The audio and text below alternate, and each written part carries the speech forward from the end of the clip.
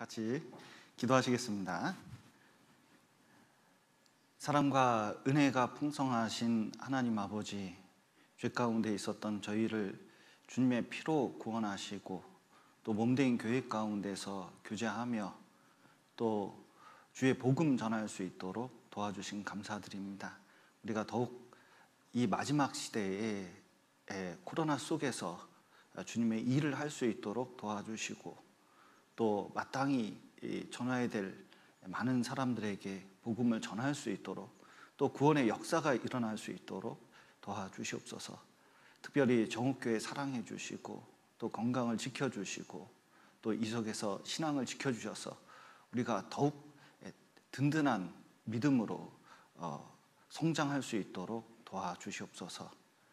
또 오늘 이렇게 주일 잠시 잠깐 모였습니다. 함께 해주시고 주님의 은혜를 나눌 수 있도록 도와주시옵소서.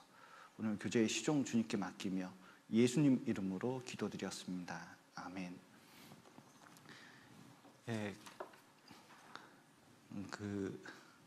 다시 한번 한번 옆에 있는 사람과 또 여기 있는 사람끼리 한번 같이 인사 한번 해보겠습니다. 안녕하세요. 반갑습니다. 안녕하세요. 이게 정읍에 추석 지난 다음에 코로나 환자들이 이제 좀 급증했습니다. 그래서 조금 염려되는 부분도 있는데 또 좋은 소식은 오늘이 2단계 마지막 날이고 또 전국적으로는 그 확진자들이 확 줄었습니다.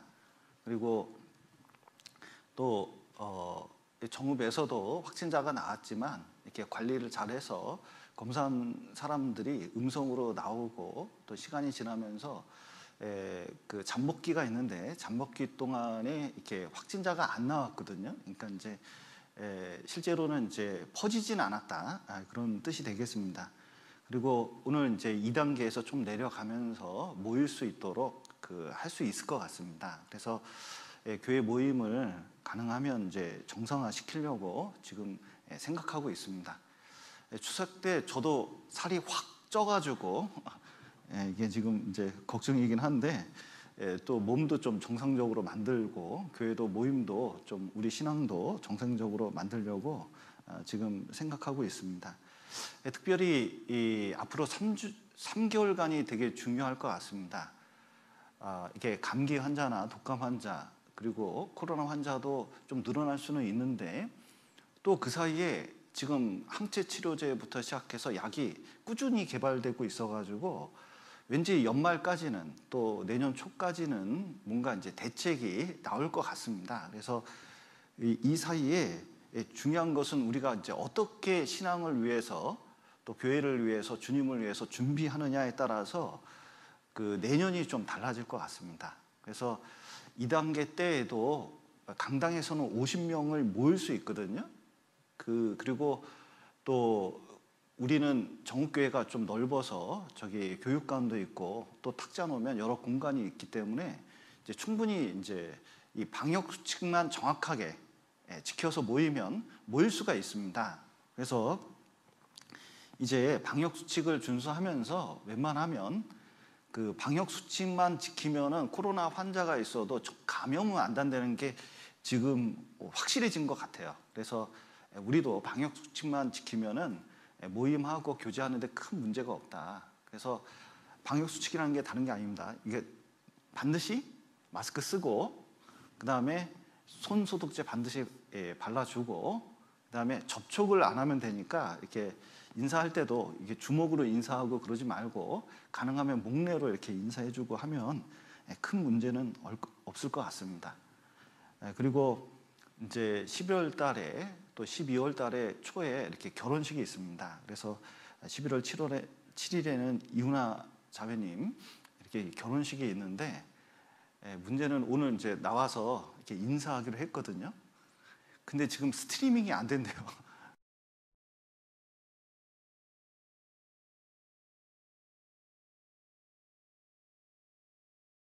걱정이긴 한데 그래도 녹화를 해서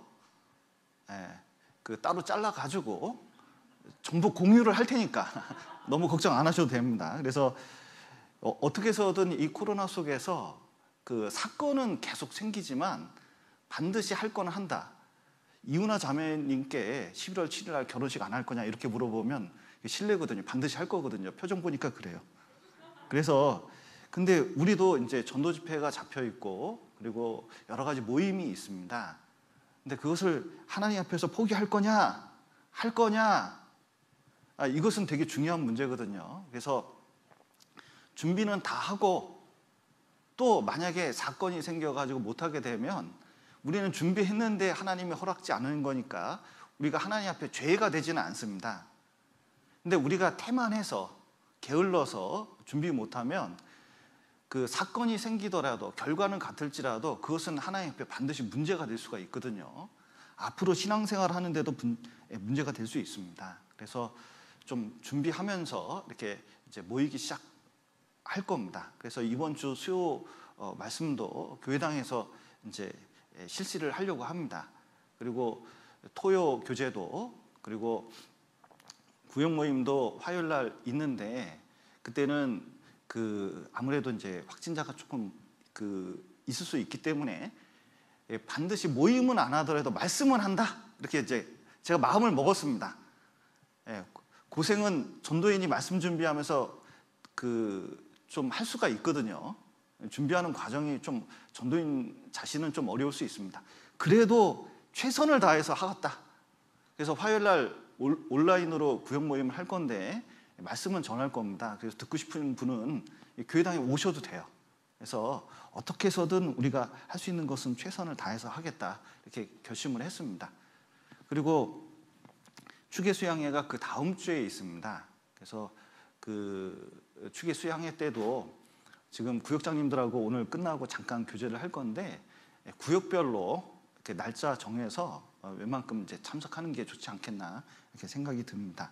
그래서 지금은 이제 잠시 코로나로 이렇게 침체되어 있는 이 신앙이 이제 3개월 내년 앞두고 조금씩 회복해야 되는 단계에 있다는 것을 우리가 좀 인식하고 그리고 코로나에 대해서 이제 겁먹었던 것도 방역 수칙만 잘 지키면 우리가 능히 이겨낼 수 있다는 것도 증명된 거기 때문에 우리가 이제 많이 익숙해진 만큼 이제 노력하면 되겠다 생각이 듭니다. 그래서 많이 좀 협조해 주시고 또 이렇게 이 속에서 우리가 이제 회복하는 단계로 이제 접어들자 이런 마음으로 참여해 주셨으면 감사하겠습니다. 지난번에 이어서 구원에 관한 오해 31가지를 굳이 하려고 합니다. 그리고 이제 안 하고 책을 읽어봐라 이렇게 얘기할 수도 있는데 이것이 상담을 하면서 굉장히 오랫동안 자꾸 물어보는 것들이에요. 그래서 유튜브에 올려놓고 질문이 있는 사람이나 궁금한 사람은 좀 봐야 되거든요. 그리고 책을 반드시 사서 좀 읽어보면 좋은데 책을 읽으면서 좀 어려워하는 부분이 분명히 있습니다. 그래서 한 김에 마무리 짓는 게 좋겠다 이런 생각이 들어서 이번에 마무리 짓고 다음부터 다시 에베소서로 돌아가서 말씀을 드리겠습니다.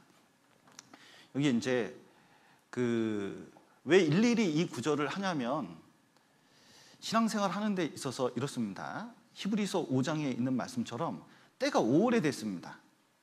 그 때가 오래됐다는 것은 지금 신앙생활 충분히 했거든요.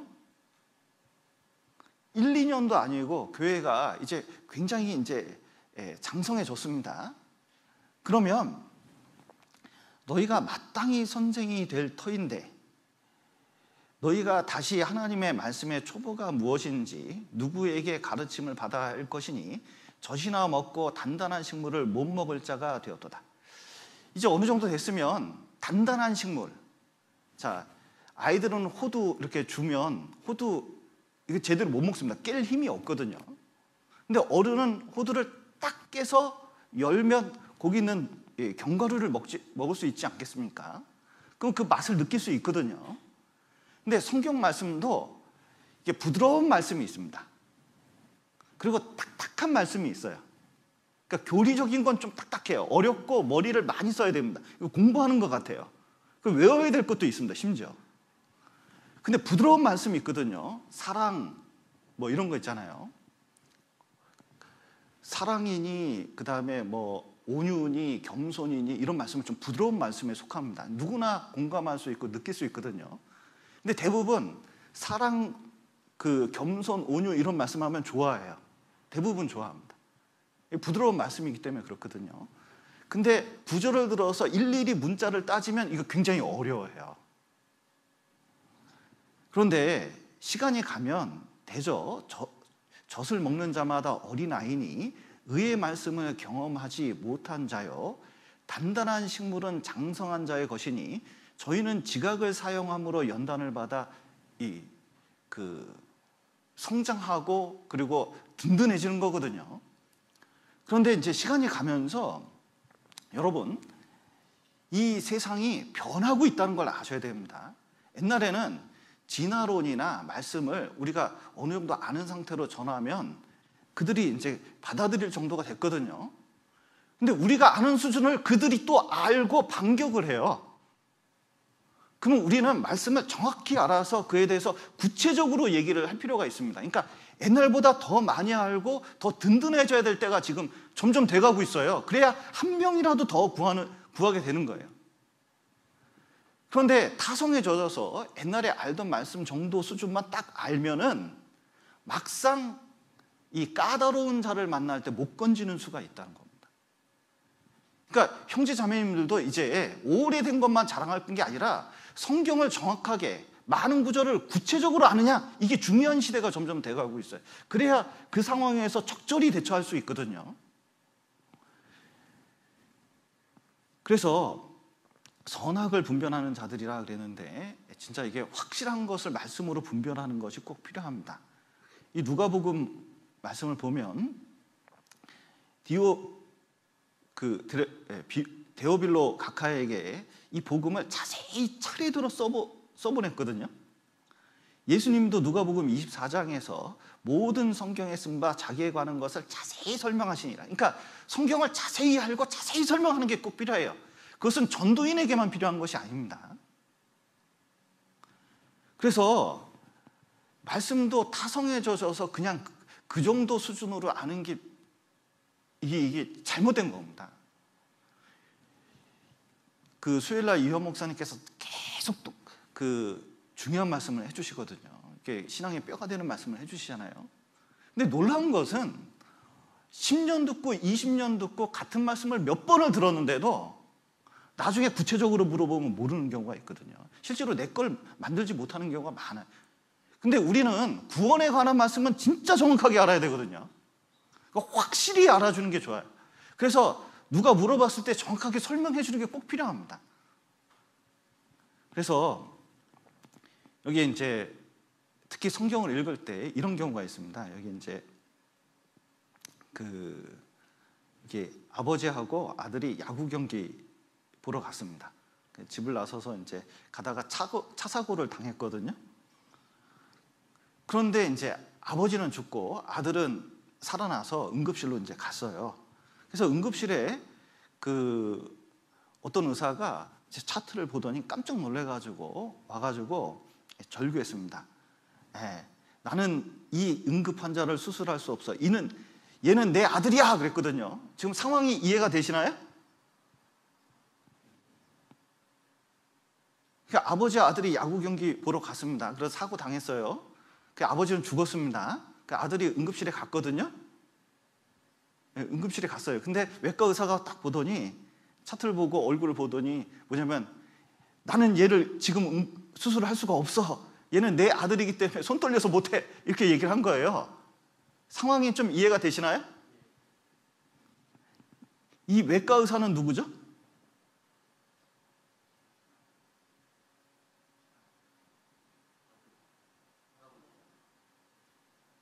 외과 의사가 누구죠? 이 아들하고 어떤 관계죠? 그렇죠. 아들의 엄마거든요. 근데 의사 선생님은 항상 남자다 생각하는 사람은 이게 이해가 안 될 수가 있잖아요. 사건은 동일한 건데 어떤 사람은 이게 이해가 안 돼서 왜냐면 편견이 있으면 이게 이해가 안 되는 거예요. 근데 성경 말씀 볼 때도 똑같은 이 성경에는 중요한 진리가 있습니다. 그 사건, 그 말씀 자체는 변하는 게 아니에요. 근데 자기가 선입견을 보고 그 말씀을 자꾸 대하면 이상하게 이게 이해가 안 되는 경우가 있습니다. 그래서 사건에 대해서 정확하게 알면 오해가 다 풀리고 어려운 것도 아니에요. 여기 이제 그 안산교회가 있습니다. 제가 이제 오남교회에 있을 때 수양회가 이제 학예 수양회가 공주 수양관에서 있었는데 그 장례식이 아침에 새벽에 있었습니다. 5시에. 그래서 이제 새벽 5시에 우리 병원에 가가지고 한양대 병원에서 이 장례식을 쫙 치렀거든요. 그리고 이제 안산교회 설교기 때문에 제가 이제 준비를 하고 그 다시 옷 갈아입고 양복 그 수양회 가야 되니까 안산교회에서 가야 되잖아요. 이거 출발하는 그때였거든요.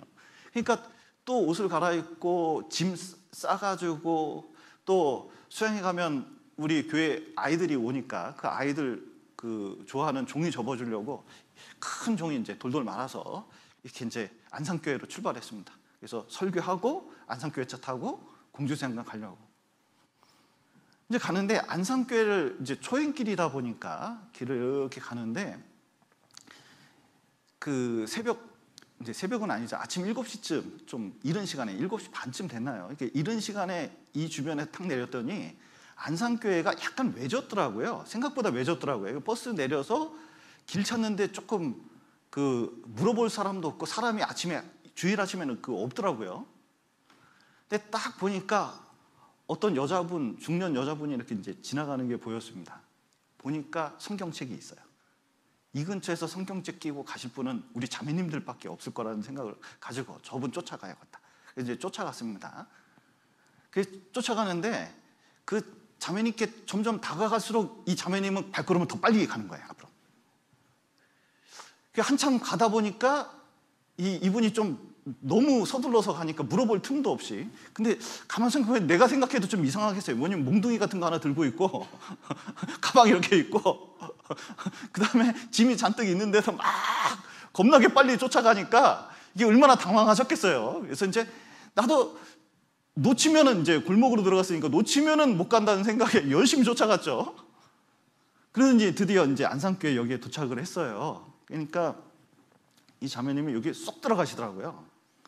그래서 저도 이제 들어갔죠. 그랬더니 이제 문이 열려 있고 그 임원진이 이제 좀 몇 분 나와 계시더라고요. 그랬더니 저도 쏙 들어가서 이렇게 이제 얼굴 봤더니 이분이 이제 안심이 됐나 봐요. 사람도 있고 교회당에 딱 들어오니까 안심이 되니까 저를 보더니 왜 자꾸 쫓아와요? 그러더라고요. 누구세요? 그러는 거예요. 제가 안산교회 이번 주 강사입니다. 그랬더니 아 목사님이세요? 이렇게 표정이 부드럽게 변해진 걸 본 적이 있습니다. 근데 이게 오해하면 상황이 급박해지잖아요. 그리고 어려워지는 경우가 있습니다. 성경 말씀을 실제 누군가, 실제 이 말씀이 무슨 뜻인가 이런 것을 정확하게 좀 알 필요가 있습니다. 그래서 오늘 24번부터 31번까지 할 차례인데 좀 자세히 배우도록 하겠습니다. 특히 중요한 말씀들이 있는데 여기 요한일서 5장 16절에서 17절 말씀을 또 많이 물어보시는 구절이거든요. 누구든지 형제가 사망에 이르지 아니한 죄를 범하는 것을 보거든 구하라. 그러면 사망에 이르지 아니하는 범죄자를 위하여 저에게 생명을 주시리라. 사망에 이르는 죄가 있으니 이에 대하여 나는 구하지 않노라. 모든 불의가 죄로 돼 사망에 이르지 아니하는 죄도 있도다. 자, 모든 죄는 사망에 이르는 겁니다. 자, 죄의 싹은 사망이잖아요. 그러니까 죄를 지면 그 지옥 형벌을 받을 수밖에 없어요. 그런데 예수님이 죽고 부활하셨습니다. 그리고 우리가 구원을 받았거든요. 그러면 우리는 사망에 이를까요? 사망에 이르지 않을까요? 우리는 사망에 이르지 않습니다. 지옥 형벌을 받는 건 아니에요. 그런데 여기 사망에 이르지 않은 죄, 사망에 이르는 죄가 있다는 것은 이게 이제 이렇습니다. 여기 아담 안에 있냐? 아담 안에는 다 사망이 있거든요. 그리고 그리스도 안에 있냐? 그러면 여기에는 생명이 있습니다. 생명이. 구원 안 받은 사람은 아담 안에 있는 거고 구원받은 사람은 그리스도 안에 있거든요. 근데 육신이 있기 때문에 둘 다 죄를 짓습니다. 이렇게 죄. 둘 다 이렇게 죄를 짓습니다. 그러면 죄를 지었기 때문에 결국 결과가 어떻게 되죠? 사망에 이르러요. 그런데 우리는 구원받아서 그리스도 안에 있으면, 자, 죄를 짓더라도 죄를 지라는 뜻이 아니죠. 그러니까 혹여 죄를 짓더라도 생명에 이를까요? 실족할까요? 네, 생명에 이르게 되어 있습니다. 왜냐하면 이 모든 죄값을 그리스도께서 다 처리했기 때문에 그런 거거든요. 그러니까 이 죄는 사망에 이르지 않는 죄예요. 그러면 사망에 이르는 죄는 무슨 죄겠어요? 믿지 않는 죄죠. 믿지 않는 죄입니다. 특히 여기 이 요한일서에 쓴 이 배경을 좀 알 필요가 있습니다. 이게 좀 어려운데, 이 교회 내에, 교회가 오래되다 보니까 교회 내에 영지주의자들이 왔습니다. 영지 버섯은 아닙니다. 그 영지주의자로, 이게 그노시스에서 뭘 깨달아야 된다, 지식을 들어와야 된다, 이런 헬라 철학이 들어와가지고 이게 접목을 시켰어요. 우리도 여기 이 성경이 있는데 토속 종교인 불교나 유교하고 이렇게 접목을 시킬 가능성이 있거든요. 그때 당시에는 헬라 문화이기 때문에 이게 헬라 철학하고 이게 접목을 시키는 사람들이 나타난 거예요. 그런데 헬라 철학의 핵심은 이겁니다. 뭐냐면 영은, 지식은, 이 신은 순수하다고 생각을 해요. 아주 최고의 신은 순수하다고 생각합니다. 그런데 이 육신, 이 육신은, 이 세계는, 물질은 악하다고 생각하는 거예요. 그러면 그리스도는 신인데 그 영이, 자 보세요, 이 육신에 들어올 수 있을까요, 없을까요? 이게 너무 악하기 때문에 들어올 수 없다고 생각을 하는 거예요. 그러니까 들어올 수 없으니까, 그러면 예수님이 이 땅에 나타나서 십자가에 죽은 사건은 그 뭐냐? 그것은 구약 성경의 현현으로 나타난 때가 있는데, 그건 진짜 이런 사람의 육체가 아니라 그렇게 보인 거다, 이렇게 주장을 하는 겁니다.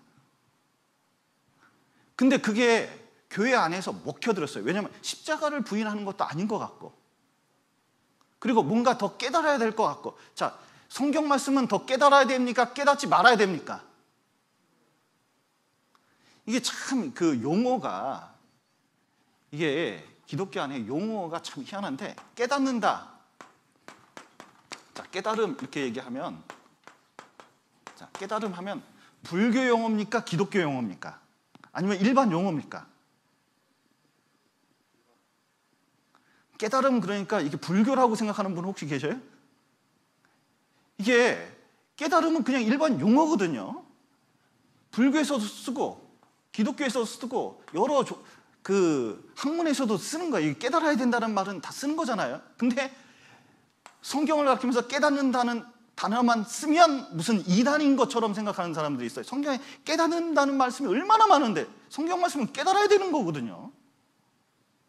왜냐하면 못 깨달으면 실천을 할 수가 없기 때문에 그런 거예요.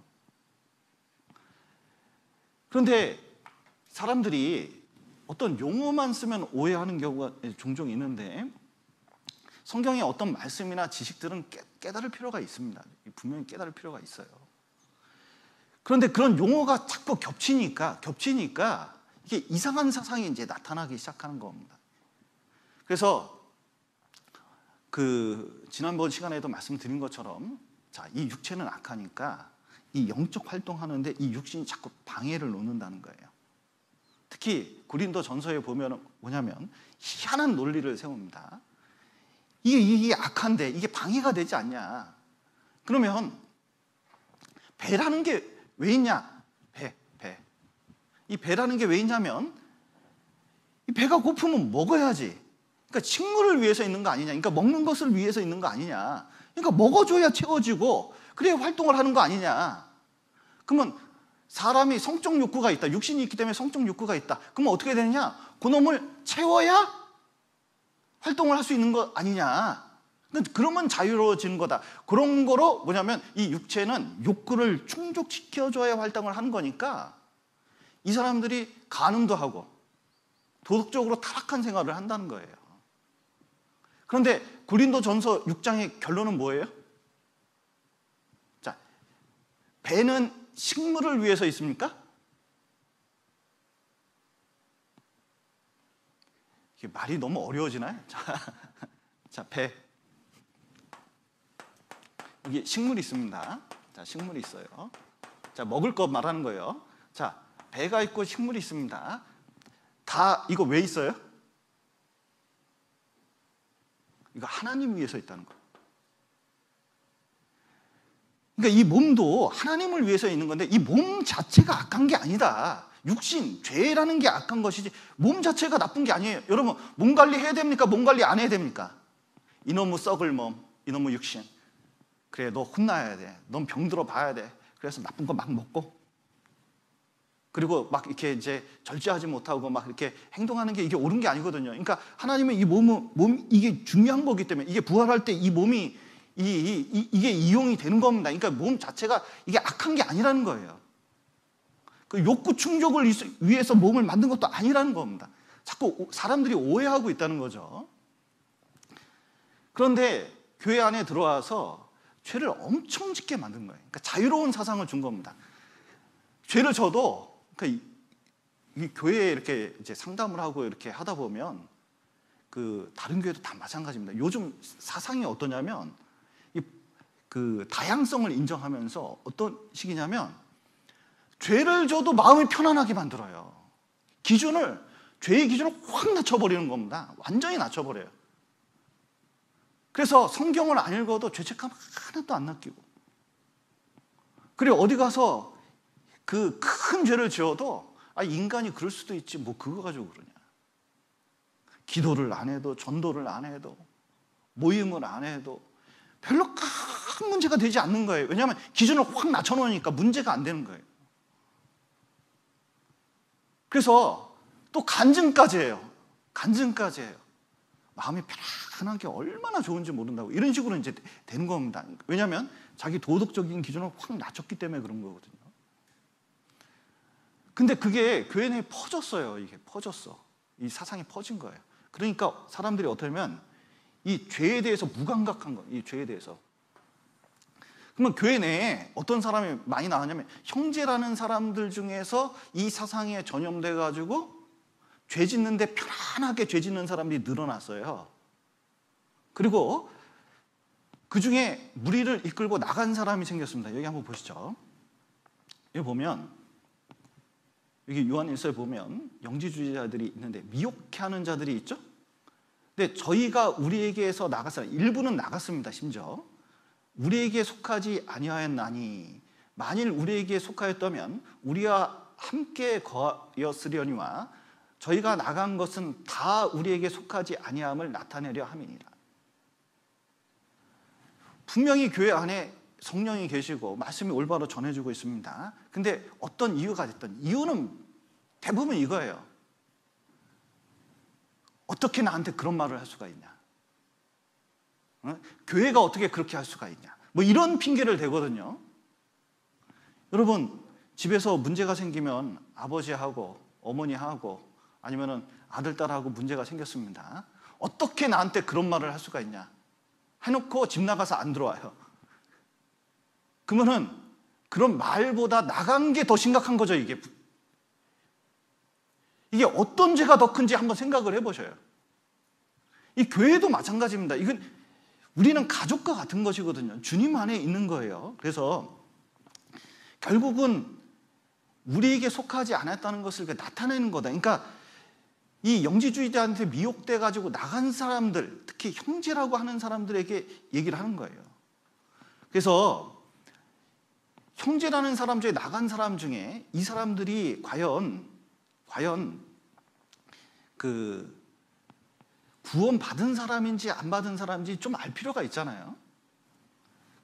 그런데 이 사람들의 특징, 그러니까 구원 안 받은 사람들의 특징이 뭐냐? 예수님이 육체로 오신 것을 시인하지 않는다는 겁니다. 예수님이 육체로 오셔서 십자가에 죽지 않으면 우리 죄 용서됩니까? 용서 안 됩니까? 처리가 안 되는 거거든요. 그러니까 구원받은 거하고 아무 상관이 없잖아요. 그러니까 이것을 부인하는 것은, 성육신을 부인하는 것은, 이것은 구원이 아닌 게 확실하다. 그리고 이게 이제 형제라는 또 하나는 그 아들에 관하여 증거하신 것이라 그랬는데, 예수님에 관한 내용들이 틀리면 이게 문제가 생긴 겁니다. 자, 보세요. 우리 교회 다니다가 누가 신천지로 갔습니다. 그러면 신천지로 갔을 때 가장 큰 문제가 뭐예요? 뭘 부인해야 돼요? 이만희가 그분이면 예수님은 그분이 아닌 거지. 그러니까 육체로 오신 것을 부인하는 게 되는 거잖아요. 그것은 뭐 앞에 아무리 미사여구를 붙여도 구원은 아니지. 그게 구원은 아닌 거예요. 그게 나타난 거라고 볼 수가 있는 겁니다. 또 보셔요.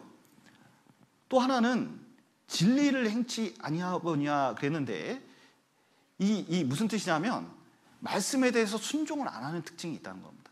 여러분, 이단에 빠진 사람들이나 다른 사상에 딱 들어간 사람들하고 얘기해 보셔요. 이게 얘기해 보면 진리를 얘기하고 기본적인 걸 얘기하는데 비아냥거립니다. 그 미소를 보셨어야 돼. 싹 웃으면서 비아냥. 그까짓 것 이래 버립니다. 그러니까 지금 있는 복음의 진리나 그 생활 속에 이 진리에 순종하는 내용들이 있어야 되는데 그거 제껴버립니다. 특징이 그래요. 그리고 기본적으로 우리가 형제를 사랑함으로 사망에서 옮겨 생명으로 들어간 줄 알거니와 사랑치 아니하는 자는 사망에 거하느니라. 이게 무슨 뜻이냐면, 요한일서의 형제라는 것은 교회라고 생각하면 이해가 쉬워요. 자, 보세요. 이게 이단 사상이 딱 들어오면요, 기본적으로 교회를 싫어하는 말을 합니다. 여러분 보십시오. 우리는 구원받아서 교회를 이뤘습니까? 교회를 이루지 않았습니까? 우린 교회거든요. 그런데 막 정읍교회라고 말도 안 해요. 그것들은 그래요.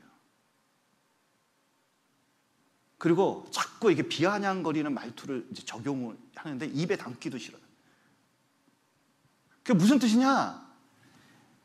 그 자체가 구원받은 형제들을 무시한다는 것은 복음 자체를 무시한 걸 수 있거든요. 교제가 안 된다는 것은 다른 마음을 먹은 게 틀림없잖아요. 야, 교회를 사랑하지 않고 구원받은 사람을 사랑하지 않는다?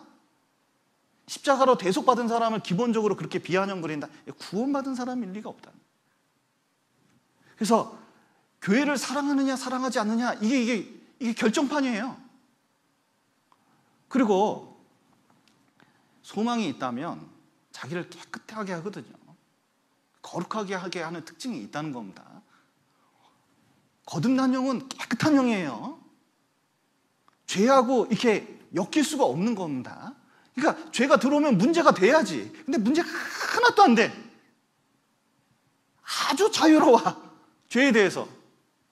심지어 이건 뭐 이방인이 봐도 이게 심한 죄를 져요. 그러면요, 이게 구원이냐 물어보는 거예요. 이게 구원이냐. 그래서 요한 1서에서 물어보고 있는 겁니다. 형제를 사랑하냐? 사귐이 있냐? 그 다음에 진리에 순종하냐? 그리고 형제자매를 사랑하느냐? 그리고 진짜 순종할 마음이 있냐? 이거 보고 형제자매를 판단하는 거거든요. 말로 구원받았다 이게 아니라 결과를 보고 하는 거예요. 그래서 그러면 이제 보니까 여기 이제 다시 보시면 이 말씀을 적용해 보면 불신자들은 적용하면 사망에 이르는 죄가, 죄 지면 사망에 이르게 돼 있죠. 그리고 구원받은 사람도 구원받았다 하면서 저렇게 미혹돼서 죄를 함부로 짓고 하나님도 무시한 채 막 살아간다. 그리고 권고를 해도 듣지 않는다. 말씀을 전해도 듣지 않는다. 결국 사울과 같이 육신이 사망하는 일이 생기는 겁니다. 그래서 요한 1서에서는 이게 두 가지 관점에서 이렇게 말씀을 하고 있다는 것을 좀 봐야 돼요. 그래서 불신자에게도 적용할 수 있고 성도에도 적용할 수 있다는 것을 좀 알 필요가 있습니다. 그래서 여기 보시면 구약 성경에서도 사울을 이미 버렸거든요. 사무엘이 계속 구해요. 사울을 위해서 막 슬퍼하면서 막 이렇게 기도합니다. 근데 16장에 가서는 이미 다윗 세웠다. 사울은 끝났다. 아무리 해도 안 된다. 이게 무슨 뜻이냐면 사울을 위해서 하나님은 노력하실까요? 노력 안 하실까요? 자, 신앙 회복할 수 있도록 사울을 위해서 하나님이 노력하실까요? 노력 안 하실까요? 노력 엄청 하시죠. 다윗을 통해서 여러 가지 사무엘을 통해서 좋은 사람 붙여가지고 말씀도 전하고 회복시키도록 아무리 하는데 사울이 어때요? 안 들어먹어. 이게 징계이다. 아, 이게 하나님이 이렇게 하는구나 라고 해도 안 들어먹어요. 안 들어먹어. 무슨 뜻이에요? 마음이 이렇게 꼬인 겁니다. 무슨 말을 해봐라 내 듣나. 그러면 자, 사울이 하나님 버렸죠? 그럼 하나님도 그 사람 버리는 거예요. 그러니까 근데 그 이상 해봐도 안 될 사람인 걸 안 거예요. 그러니까 이제 더 이상은 안 된다는 거. 그래서 여기 엘리의 집도 마찬가지입니다. 내가 엘리의 집에 대하여 맹세하기를 엘리의 집의 죄악은 재물이나 예물로나 영영이 속함을 얻지 못하리라 하였노라. 이제 너무 선을 넘었기 때문에 자기 마음판이 안 변하는 거예요. 말씀으로도 교제로도 어떤 수단을 써도 안 변하는 상태가 됐다는 겁니다. 그러면은 그 상태에서 사는 거예요. 죽을 때까지. 하나님은 미래를 다 아시잖아요. 어떤 수를 써도 안 되는 사람이 있다는 걸 알아야 됩니다. 그러면 어떤 수를 써도 안 되는 사람은 그냥 버릴 수밖에 없어요. 다른 사람 대체해서 쓸 수밖에 없는 거거든요. 그 어린 사무엘을 쓰지 않았습니까? 그래서 여기 보시면 그 사망에 이르는 죄가 있으니 이에 대하여 나는 구하지 않노라. 이게 무슨 뜻이냐면 교회 내에서도 죄를 짓고 더 이상 회복 불능한 상태에 간 사람이 있어요. 아무리 구해도 이게 안 되는 사람이 있거든요. 그거 너무 구할 필요 없다는 거예요. 본인 마음이 바뀌기 전까지는 그러니까 안 된다는 거예요. 그러나 얘기하면 되는 사람도 있잖아요. 사망에 이르지 않는 죄가 있으니까 그 사람들에 대해서는 구하라고 되어 있습니다. 기도도 하고 타일러 보기도 하고 될 만한 사람들이 있다는 거예요. 그래서 이제 그런 두 가지 관점이 이 요한일서 5장에 영지주의자들 때문에 이 교회 안에 있다는 것을 보고 이걸 이해하지 않으면 요한일서 5장 16절 17절이 굉장히 복잡한 구절이 돼요. 그래서 이 구절만 따가지고 생각하면 되게 어려운 구절이 됩니다. 또 하나는 그 고린도전서 3장 12절에서 15절에 관한 오해가 있습니다. 이게 이제 말씀을 읽어보면 이게 3장 12절부터 읽어보겠습니다. 만일 누구든지 금이나 은이나 보석이나 나무나 풀이나 집으로 이 터 위에 세우면 각각 공력이 나타날 터인데 그날이 공력을 밝히리니 이는 불로 나타내고 그 불이 각 사람의 공력이 어떠한 것을 시험할 것임이니라. 만일 누구든지 그 위에 세운 공력이 그대로 있으면 상을 받고 누구든지 공력이 불타면 해를 받으리니 그러나 자기는 구원을 얻되 불 가운데서 얻은 것 같으리라. 자, 여기 이제 사람들이 우리는 너무 평범하게 읽는 구절이기 때문에 여기서 구원을 이룰 수 있다고? 생각이 안 날 정도로 우리가 일상 속에서 쓰는 구절이거든요. 그런데 사람들이 얼마나 교묘한지 보십시오. 자, 불 가운데서 얻는 구원이 있습니까? 없습니까? 부끄러운 구원이 있습니까? 없습니까? 자, 구원을 받았는데 하나님 앞에서 천국에 가서 좀 이렇게 부끄러움을 느낄 수 있을까요? 없을까요? 이걸 없다고 생각하는 거예요. 그러면 앞에 구절이 뭐냐? 여기다 금이나 은이나 보석. 이게 뭐냐면 구원받은 사람. 나무나 풀이나 집은 뭐냐? 그랬더니 이게 구원 안 받았는데 교회 다니는 사람이라는 거예요. 근데 각각 공력이 나타나는데 불로 확 지나가면 이 나무나 풀이나 집은 구원받았다고 생각해도 잃어버리는 사람이고 여기 금이나 은이나 보석은 이게 남는 사람인데 이 공력이라는 게 뭐냐면 바울이나 그 베드로, 아볼로 같은 사람이 세운 그 터 위에 그 자기 그 사역자들, 그러니까 이제 전도자들이 말한 그 자기가 한 일들을 나타낸다고 생각을 하는 거예요. 그러니까 그 공력, 사역자들의 공력이 없어지는 것을 얘기한다, 뭐 이렇게 얘기하면서 이 말씀을 뒤죽박죽을 만들어 놓는 경우가 있거든요. 그런데 여기서 중요한 게 이겁니다.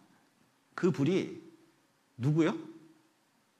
각 사람, 구원받은 사람. 고린도 전서는 기본적으로 하나님의 교회에게 하는 말씀이거든요. 그러니까 구원받은 각 사람에게 말씀을 하고 있다는 것을 깨닫지 못하면은 누구든지 그랬잖아요.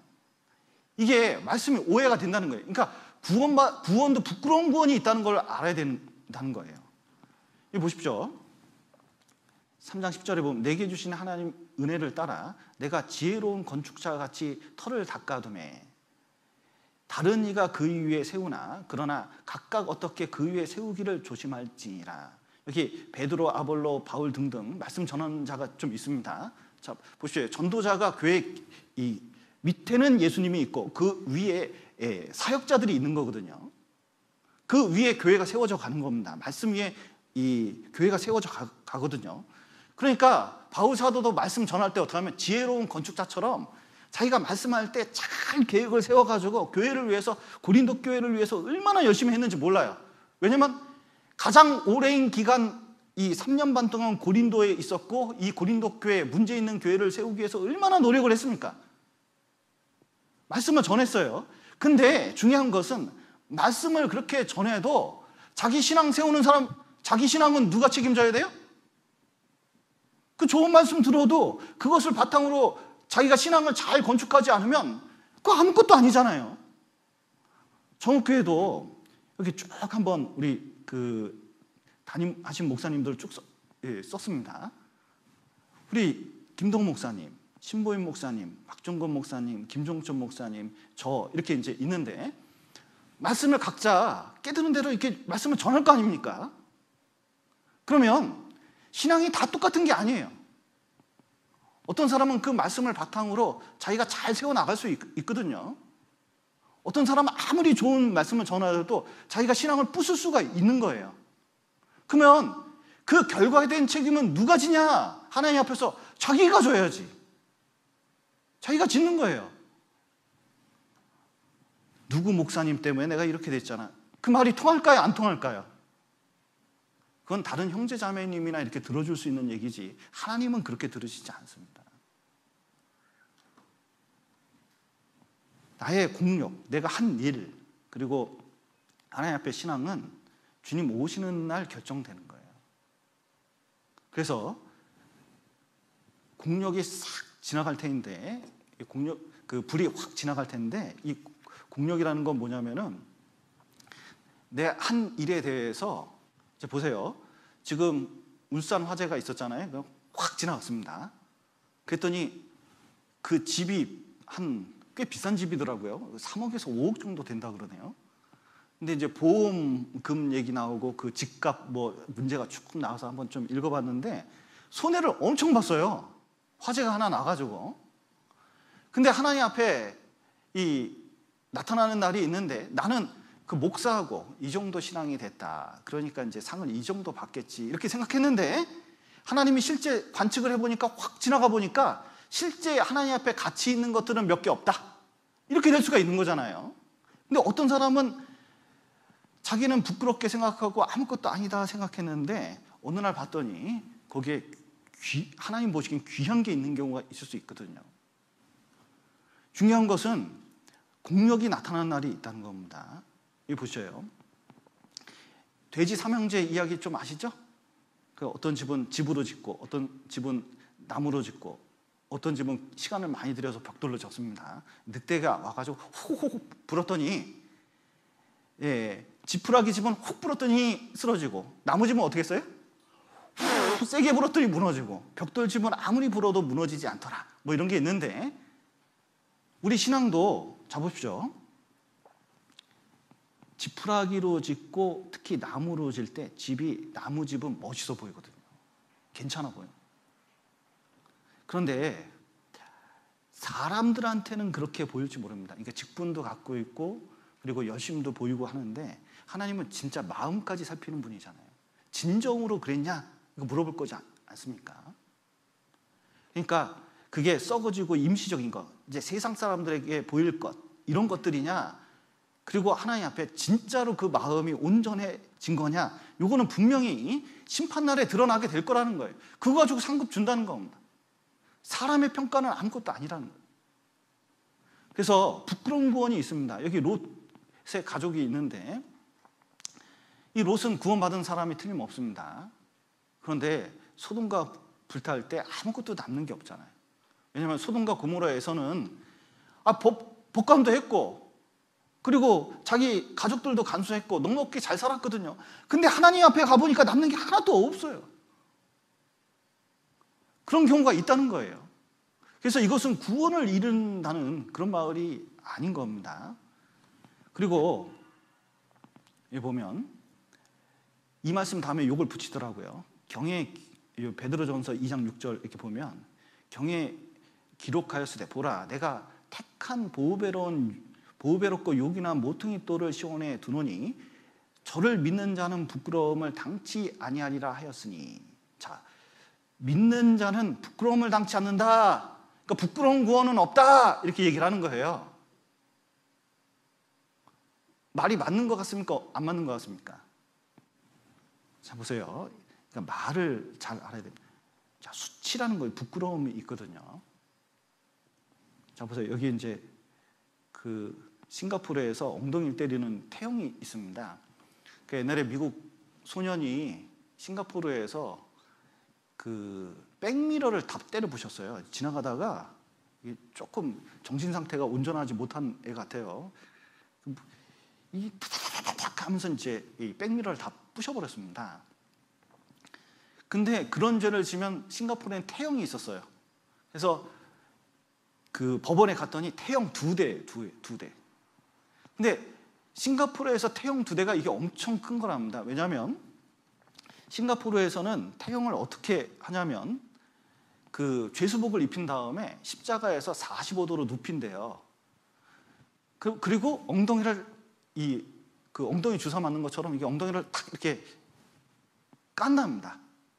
그리고 6m 뒤에 선을 딱 그어놓고 전직 역도 선수나 체조 좀 레슬링 선수 뭐 이런 사람들한테 이 채찍 하나 같은 거, 이거 막대기를 하나 주고 그 뒤에서 막 달려와서 6m 전에서 벌쩍 뛰어가지고 엉덩이를 한 대 딱 때린대요. 그러면 이 공포감이 너무 무서워가지고 이게 대부분 한 대 맞고 기절한대요. 그러면 옆에 있는 의사가 와가지고 이제 싹 연고 바르고 이 기절을 응급실에 이제 데려가서 이제 깨운답니다. 그리고 낫기를 기다린대요. 그다음에 다 나으면 다시 고개 해가지고 한 대 똑 때린다는 거예요. 근데 이게 너무 공포스럽기 때문에 싱가포르에서는 범죄율이 확 떨어졌다는 거예요. 이 태형 때문에. 그런데 이 미국 소년이기 때문에 미국 대통령이 싱가포르 총리한테 편지를 보낼 정도 이게 유명한 사건이었어요. 근데 이게 드러나니까 얼마나 수치스럽습니까? 집안에 누구 범죄자가 있다. 가족 중에 누가 범죄자가 있다. 자기의 수치스러운 과거가 있다. 이거 밝혀내기 어렵지 않겠습니까? 말하기 되게 어렵지 않겠습니까? 근데 죄 짓고 지옥에 간다. 이게 보통 수치스러운 게 아니잖아요. 그러니까 그런데 구원받은 사람은 지옥 가는 수치, 이 형벌의 수치, 이 수치는 받지 않아요. 이 부끄러움은 없어요. 여기 보셔요. 다니엘서 12장 2절에 보면 땅의 티끌 가운데서 자는 자 중에 많이 깨어 영생을 얻은 자도 있겠고 수욕을 받아서 무궁히 부끄러움을 입을 자도 있을 것이며, 여기 수욕을 받아서 무궁히 부끄러움을 받을 자, 이거 지옥 간다는 뜻입니까? 지옥 안 간다는 뜻입니까? 지옥 간다는 뜻입니다. 영원히 부끄러움 당할 때, 이게 지옥 가는 형벌 받는 것 자체가 얼마나 수치스러운 건지 몰라요.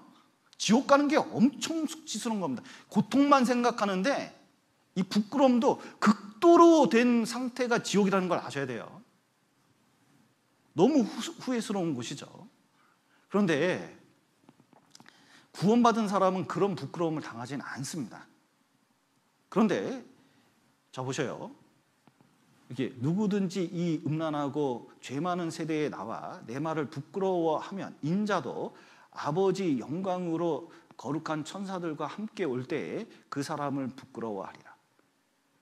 이상하게 전도를 잘 못하면, 내가 그리스도인이라는 것을 이렇게 부끄러워한다면 분명히 그런 부끄러움이 있다는 거예요. 그리고 그의 강림하실 때 우리로 담대함을 얻어 그 앞에 부끄럽지 않게 하려 함이라 이렇게 말씀하셨는데, 이제 이것은 죄의 형벌에 대한 부끄러움이 아닙니다. 어떤 부끄러움이냐? 내가 이제 구원받았으니까 하나님께서 이제 청지기로서 많이 맡기거든요. 구원받으면 당장 뭘 받았어요? 이제 구원을 받으면 이제 뭐부터 생각이 들어요? 복음의 청지기니까 가족들 전도해야 될 거 아니에요. 그런 마음이 생기는 게 정상이잖아요. 그리고 이제 신앙생활 하다 보니까 교회에 대해서 또 하나님 말씀에 대해서 내가 이 책임감이 얼마나 무거운지 이게 점점 깨달아야 되거든요. 그런데 그걸 다 버려버린 거예요. 힘들다고 생각해서 아무것도 안 하는 거죠. 그러면 하나님 앞에서요, 남는 게 없잖아요. 남는 게 없잖아요. 그런 부끄러움을 말하는 겁니다. 지옥 간다는 게 아니라 부끄럽다는 거예요. 그래서 하나님 앞에서 부끄럽지 않게 생활하는 게 중요하겠습니다. 이게 고린도전서 5장 5절에 관한 말씀도 이제 앞뒤 문맥을 읽어보면 너무 분명한데, 이제 이런 것만 따가지고 뭐냐면은 이렇게 미혹하려는 사람들이 있어요. 이런 자를 사단에게 내주었으니 이는 육신은 멸하고 영은 주 예수의 날에 구원을 얻게 하려 함이라. 자, 사단에 내어준다고 하지 않았냐? 자, 보십시오. 여기 이런 자가 누구냐 그러면 세상의 교회 내에서 이런 일이 있었습니다. 음행이 있었는데 이 음행은 이방인 중에도 없는 거예요. 뭐냐면 누가 아비의 아내가 누굴까요? 자기 엄마를 말하는 뜻은 아니겠죠? 그럼 어머니라고 썼을 텐데, 그러니까 아버지가 첩이나 누가 있었을 거예요. 그때 당시에는. 근데 그걸 취한 거죠. 압살롬처럼. 이게 이방인 중에도 없는 일이 있어가지고 소문이 다녀요. 저 교회에 누구 다녀. 이게 보통 문제가 아니거든요. 이게 전도는 이제 완전히 막히게 된 상태처럼 된 거예요. 그러니까 왜는 모르겠는데, 아니 구원받은 사람 교회 안에서 그 죄를 판단할 힘이 없냐 교회가.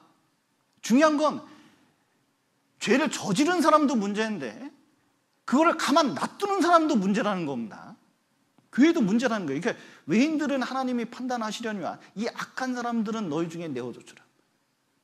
반드시 이것은 교회 내에서 문제가 되기 때문에 이것은 죄는 이거 도려내야 된다 말씀을 하시는 거거든요.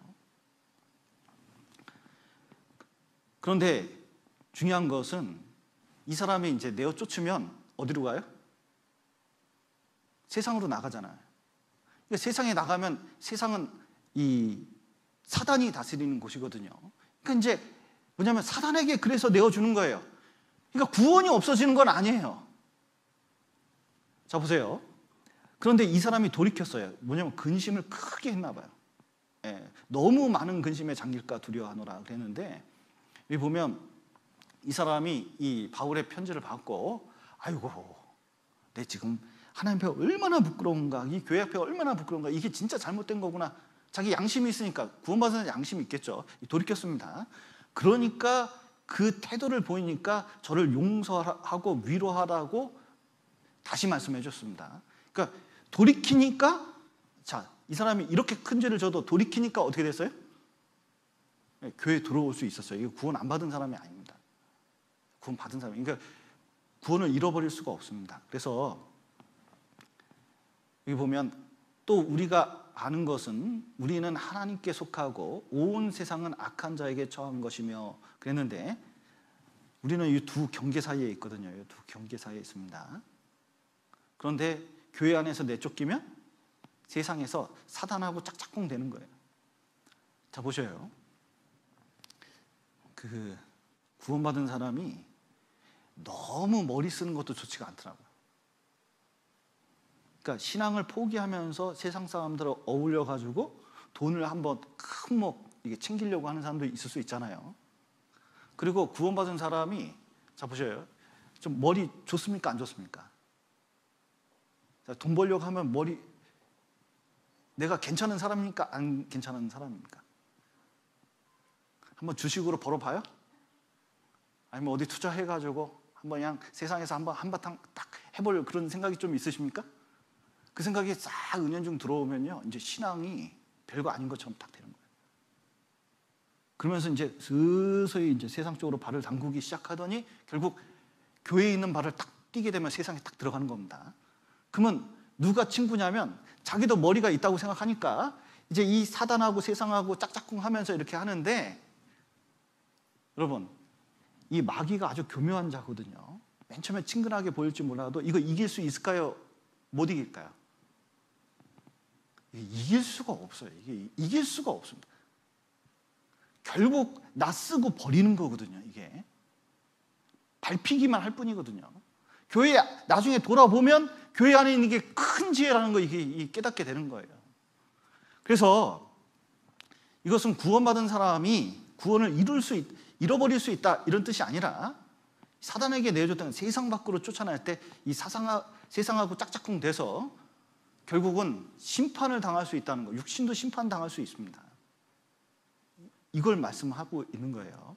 그래서 구원받은 사람도 가룟 유다는 구원을 안 받았기 때문에 이럴 수 있지만, 구원받은 사람도 육신을 잃어버릴 수 있다는 거, 이걸 기억할 필요가 있습니다. 그리고 고린도전서 6장 8절에서 11절에 관해서, 이 고린도전서 배워보면 이런 얘기를 안 할 건데 이 사람은 이런 구절만 보이는 거예요. 자, 여기 보면 요거에 대한 오해가 있습니다. 너희는 불의를 행하고 속이는구나. 저는 너희 형제로다. 불의한 자가 하나님 나라를 유업으로 받지 못할 줄을 알지 못하느냐. 미혹하지 말라. 음란한 자나 우상 숭배자나 간음하는 자나 탐색하는 자나 남색하는 자나 도적이나 탐남하는 자나 술 취하는 자나 후욕하는 자나 토색하는 자들은 하나님의 나라를 유업으로 받지 못하리라. 너희 중에 이와 같은 자들이 있더니 주 예수 그리스도의 이름과 우리 하나님의 성령 안에서 씻음과 거룩함과 의롭다 하심을 얻었느니라. 자, 여기 보면 이 구원받은 사람 중에서 이게 음란한 우상숭배, 간음, 탐색, 남색, 그 도적, 탐남하는 자, 술 취하는 자, 후욕하는 자, 토색하는 자들이 있는데, 이 사람들은 하나님 나라를 유업으로 받지 못하니까 구원받아도 이런 죄를 지면은, 이렇게 심각한 죄를 지면 잃어버린다, 이렇게 받아들이는 사람이 있다는 겁니다. 그런데 고린도전서를 잘 읽어보면 이 사람들이 구원받은 사람일까요? 구원받은 사람들이 아닙니다. 잘 읽어보면 구원받았다고 하고 교회에 있는데 이런 짓을 하는 사람들이 있다면 구원받은 사람이겠느냐, 그거 물어보고 있는 거예요. 나중에 기회가 되면 요 내용을 좀 자세히 읽어보면 좋겠습니다. 구원받은 사람이 아니다. 이거 지속적으로 이런 사람들이 구원받은 사람이 아니다. 이런 사람들은 하나님의 나라를 유업으로 받지 못한다. 그런 뜻이에요. 애초에 구원이 아니라는 겁니다. 자, 보십시오. 혹이 가로되 너는 믿음이 있고 나는 행함이 있으니 행함이 없는 내 믿음을 내게 보이라. 나는 행함으로 내 믿음을 내게 보이리라. 교회 안에 죄만 그렇게 함부로 지으면서 자기 멋대로 살아가고, 그러면서 구원받아야 된다, 말씀 다시 한번 들어보자, 또 교회 나오자, 뭐 이렇게 얘기하면요, 구원받았어, 나 천국 가, 나 건드리지 마, 이런 사람이 있다는 거예요. 그런데 지켜보고 권유를 하고 시간이 지나는데 세상에 믿음이라는 걸 보여준 적이 없어요. 그리고 전도하려면은 이제 말씀 듣기 싫으니까, 구원받았다면 건드리지 않으니까, 나 구원받았어, 나 건드리지 마, 이런 사람이 있다는 겁니다. 그러면 야고보서에서도 이런 사람들이 점점 많아지니까, 말로만 그런 사람들이 나타나니까, 세상에 그런 구원 어디냐, 구원을 받았으면 나타나겠지, 그런 뜻입니다. 그러면 구원받았다면 한번 나타내봐라, 행위로 구원받는다는 뜻이 아니에요. 구원받았으면 행함이 나타나겠지, 그런 뜻입니다. 자, 보시면 갑자기 여기 슬라이드가 약간 꼬인 것 같은데 죄송합니다.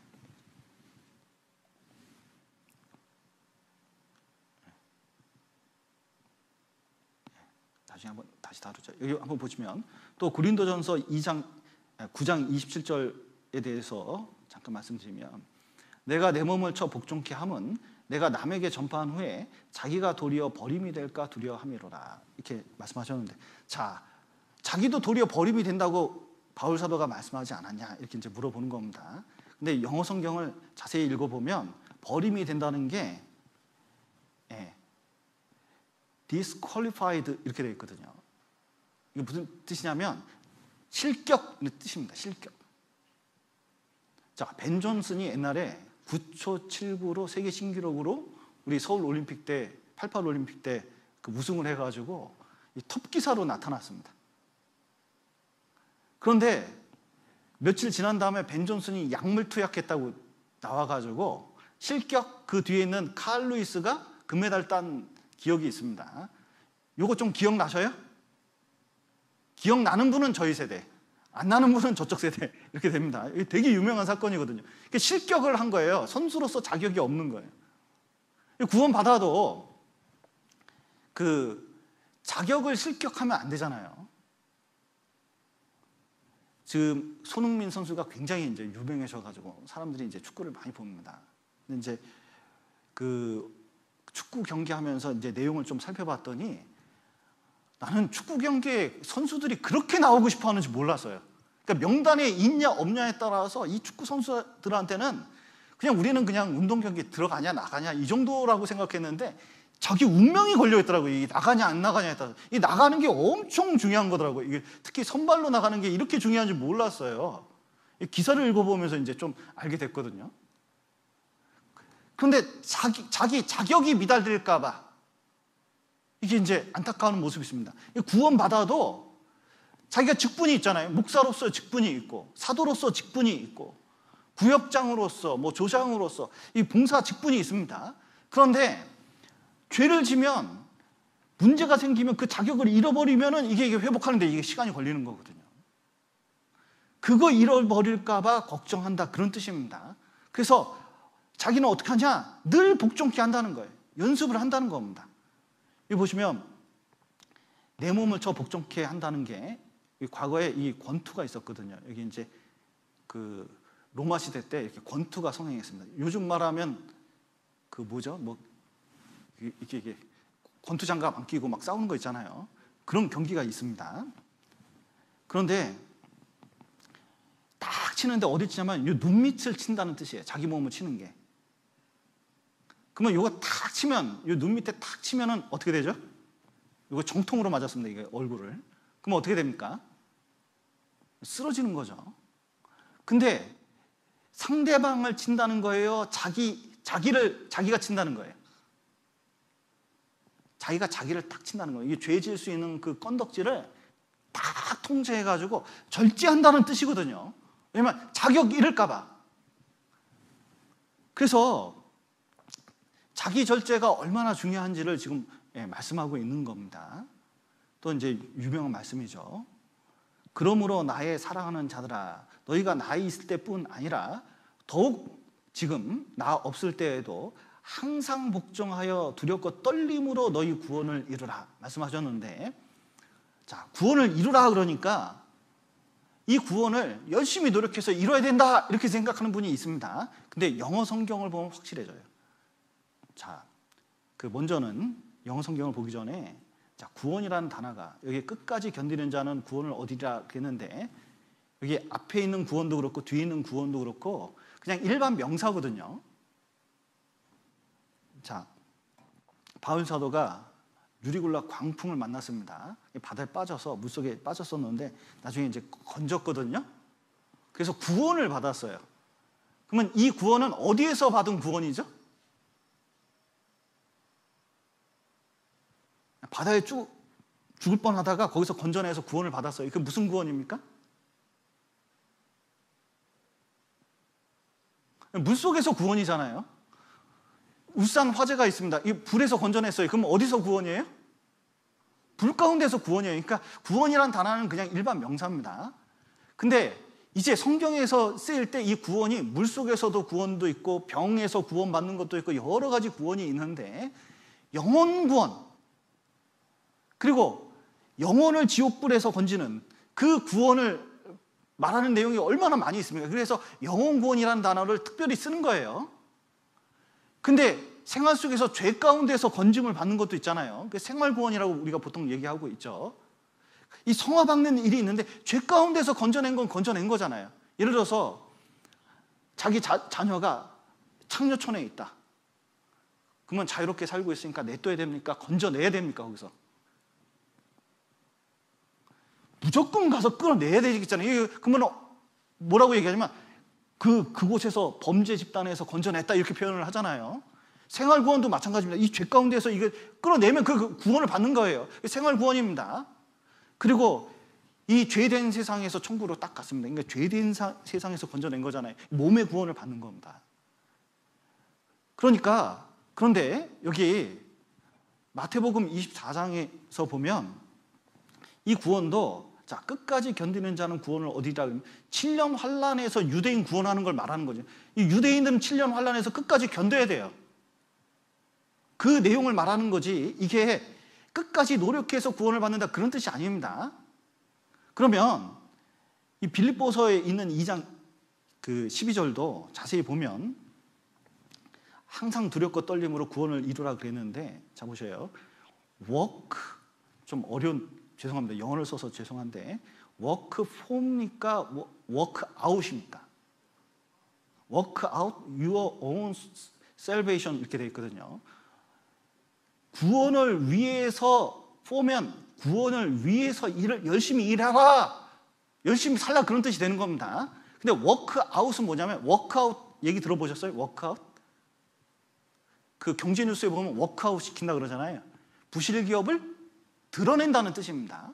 그러니까 work out your own salvation 이렇게 된 것은 뭐냐면, 구원을 받았다면 그게 드러나도록 해라. 확실히 구원을 받았으면 이제 열심히 살겠지 그런 뜻이에요. 이거 보세요. 아까 그 야고보서 말씀하고 비슷합니다. 여기 이 여자 표정 보셔요. 이거 지금 여자 표정 보셔요. 지금 이 안에 뭐 들어왔을까요? 이거 눈 반짝반짝 거리는 거 안 보이시나 이거? 자, 요 안에 뭐 들어왔을까요? 이거? 네, 이거 남자에 대한 호감이나 사랑이 딱 들어왔습니다. 그러면요, 참, 이 여자들 표정이 달라져요. 이게 딱 보면 입꼬리가 일단 올라가요. 이렇게. 그리고 호감을 보여요. 이렇게. 그리고 이제 말을 많이 하기 시작합니다. 근데 미팅을 나갔는데 별로 관심이 없어요. 눈꼬리 내려가요. 입꼬리 내려가요. 손 내려가요. 고개를 돌려요. 자, 그러면은 이 마음 안에 뭐가 있어요? 관심 없다 그런 뜻이 되겠잖아요.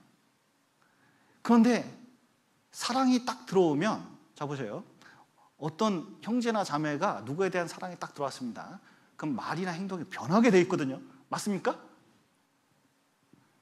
과거를 회상해 보면 내 아내가, 내 형제가, 저기 남편이 옛날에 연애 시절에 연애할 때는 그래도 자기 보면 뭐 좀 달라지겠죠. 그 사랑이라는 게 들어오면 달라지겠죠. 도대체 이게 아이고 죄송합니다. 그런데 구원을 받으면 구원이라는 게 들어왔습니다. 구원이라는 게 들어왔어요. 그러면은 아무런 변화가 없다. 그게 말이 되냐? 집에 전기가 들어오면 생활이 변할 거고, 전기도 피고 전기 때문에 많은 생활 도구가 달라질 건데, 아니 구원이 들어왔는데 변하지 않는다? 그런 게 어디 있냐? 구원이 들어왔다면 그것을 가지고 이제 열심히 사는 게 필요하다. 드러나겠지. 그러니까 그 드러난 거 이뤄라. 그런 뜻이에요. 그래서 이 구원을 이루라는 것은 제가 항상 기억나는 게 그거예요. 옛날에 2002년도에 월드컵 축구 하는 걸 봤거든요. 저는 이제 본 경기를 못 보고 항상 제방을 볼 수밖에 없었습니다. 상담하느라고 볼 시간이 없었어요. 근데 이제 끝나고 보니까 10시에 들어가서 제방하는 걸 보는데요. 야, 한국 축구 선수들 맨 처음에 입장하는 걸 내가 봤어요. 딱 봤는데 입장할 때 두렵고 떨림으로 등장하더라고요. 왜냐면 지면 안 돼. 한국에서 하는데 지면 안 된다. 이 눈빛이나 이 표정이 얼마나 결연한지 내 머릿속에 딱 박혀 있다니까요. 그러면은 축구 선수로서 자격을 잃어버린다든지 포기한다든지 아니면 실패한다든지 그런 뜻이 아니잖아요. 내가 열심히 한번 살아보겠다 그런 뜻이잖아요. 구원을 이루라 이런 뜻도 뭐냐면 내가 이거 하나님이 주신 이 귀한 이 구원 이거 이 세상 주님 만날 때까지 살아야 되는데 이거 실패할까 봐 이거 제대로 살지 못할까 봐 그거 내가 걱정하면서 이거 두렵고 떨림으로 이거 한번 제대로 살아보겠다 그런 마음을 뜻하는 거예요. 그래서 구원을 잃어버린다, 잘 못하면 구원을 잃어버린다 그런 뜻이 아닙니다. 여기 이렇게 살면 안 돼요. 인디안이 산에 갔다가 독수리 어미를 딱 죽였습니다. 알이 이렇게 이제 있었는데 그걸 가져다가 이 닭 우리에 넣었더니 닭이 품었어요. 그랬더니 어느 날 병아리들하고 이 독수리도 깨어났습니다. 그런데 시간이 지날수록 이 독수리가요 등치가 엄청 커지는 거예요. 점점 나중에 보면 어미닭보다 더 커져요. 근데 먹는 거 되게 많은데 이 병아리들이 놀렸습니다. 이 돼지라고 너무 잘 먹는데 뒤뚱뒤뚱거리고 지나갈 때 툭툭 걸려 넘어지기만 하고 이 먹보라고 뚱뚱이라고 맨날 놀림을 받았거든요. 근데 문제는 뭐냐면 이렇게 성장해도 이 독수리가 참 희한하더만요. 이게 나는 거 교육 안 시키면 못 난대요. 덩치가 커가지고. 이게 어느 날 다 커가지고 있는데 독수리가 한 마리 쫙 공중에 나니까 독수리다 그러면서 이 닭부터 병아리까지 다 숨었어요. 얘도 그냥 뻘뻘 뛰어가면서 이제 숨었거든요. 물었답니다. 이 병아리한테 물었대요. 제가 누군데 저렇게 이렇게 덜덜 떠냐, 이렇게 숨냐, 이렇게 물었더니 저분은 하늘 나는 새의 왕 독수리님이다. 잘못하면 죽을 수도 있어. 이렇게 하면서 아 그래? 그러면서 숨었다는 유명한 얘기가 있거든요. 구원받은 사람들이 이 안에 이 구원이 있고 성령이 있고 하나님 말씀이 있고 그리스도인으로 살아갈 수 있는데 이게 못 사는 거는 이거 잘못된 거라는 거예요.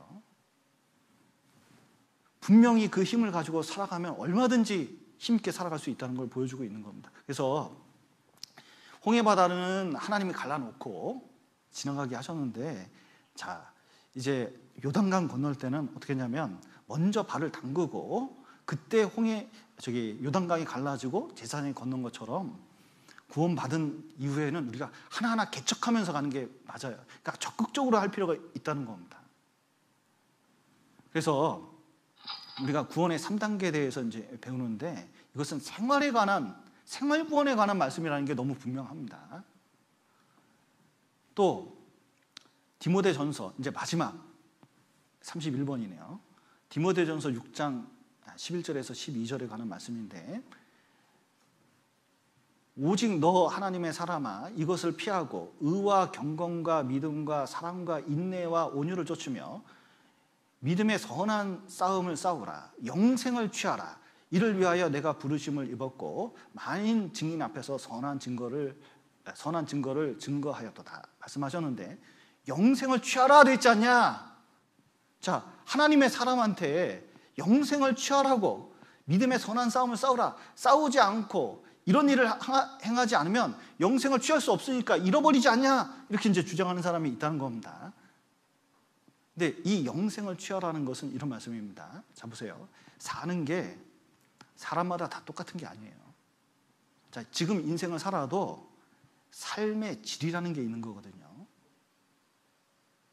자, 보세요. 내가 이 하나만 빠져도 손가락이 잘려도 몸이 한번 아프면요 삶의 질이 확 떨어지잖아요. 이 코로나 시대에 코로나가 있으니까요 우리가 하고 싶은 걸 못하면서 살잖아요. 그러니까 삶의 질이 과거보다는 확 떨어진 겁니다.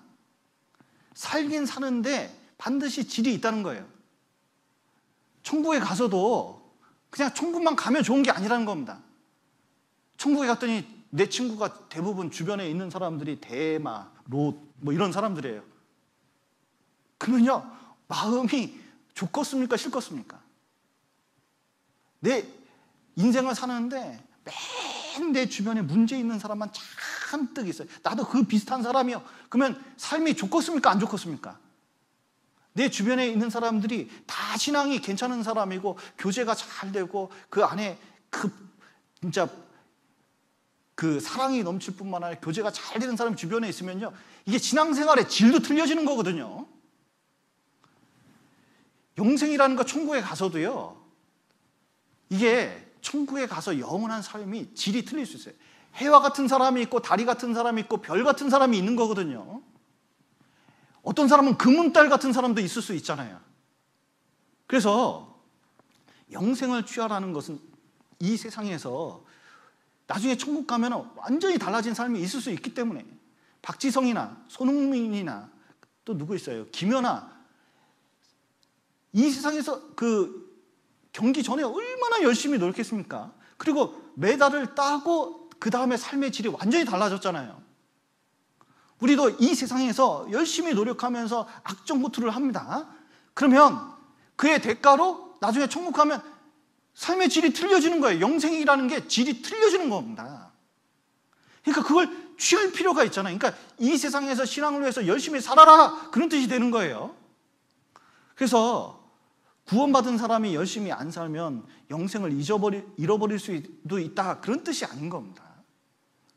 그래서 성경을 31가지나 일일이 다 살펴보았는데, 이 구절에 대해서 어떤 것은 좀 읽어도 이해가 안 되고 조금 오해가 되는 말씀이 있을 수 있고, 시간이 없어서 자세히 말씀 못 드린 것도 있지만, 이번 기회에 조금 그 책을 자세히 읽어보고 이 말씀들을 내 걸로 읽어서 또 성경책에 표시해두면 이게 오해가 안 됩니다. 괜히 이런 거에서 미혹받아가지고 착각해서 삼천포 교회는 그거 안 좋아하던데, 그러니까 이게 딴 데로 빠지면 안 돼요. 그래서 정확하게 알고 신앙이 좀 든든해졌으면 좋겠습니다. 잠깐 기도하시겠습니다. 사랑과 은혜가 풍성하신 하나님 아버지, 죄 가운데 있었던 저희를 주님의 피로 구원하시고 또 주님의 몸된 교회 가운데서 교제케 하신 감사드립니다. 코로나 속에서 이렇게 모일 수 있고 교제할 수 있도록 도와주신 감사드립니다. 해외에 있는 많은 선교사님들과 형제자매님들 고통 중에 있습니다. 더욱 함께해 주시고 또 우리에게 하루빨리 치료약과 또 해결할 수 있는 백신을 주셔서 이것들이 해결되고 또 우리가 담대히 복음을 전하고 또 기쁜 마음으로 교제하며 또 주님을 전할 수 있도록 도와주시옵소서. 오늘 귀한 시간 허락하신 감사드리며 예수님 이름으로 기도드렸습니다. 아멘.